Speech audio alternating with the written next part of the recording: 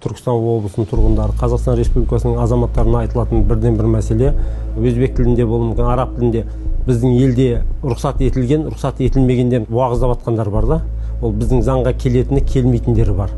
Сол себептен белгісіз интернетте, әлеуметтік желіде таралып жатқан діни насихаттарда түбінде қандай мағына, мақсаттар жатқанын анық ұғып, біліп алмай, оны таратуға және тыңдауға қатаң тыйым салынатынын ескертеміз.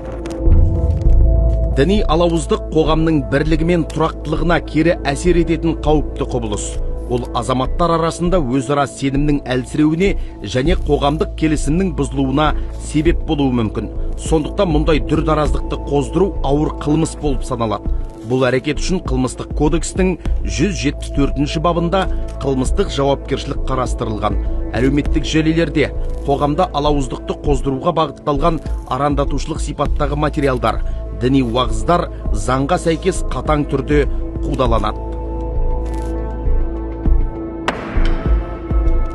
Қазақстан Республикасының қылмыстық кодексінің 174-ші бабында көрсетілген діни алауыздық қоздыру, тарату, бұл жерде енді жауапкершілігі 2 жылдан 7 жылға дейінгі бас бостандығын айыруға немесе 2000-нан 7000 айлық есептік көрсеткіш мөлшерінде айыппұл жазаларына тартылуы мүмкін. Қазақстан Республикасы діни мүфтиятымен бекітілмеген діни уағыздарды тыңдау және оларды өздерінің әлеуметтік желілеріне қою, тарату, бұлар заңмен тыйым салынғандығын ескертеміз.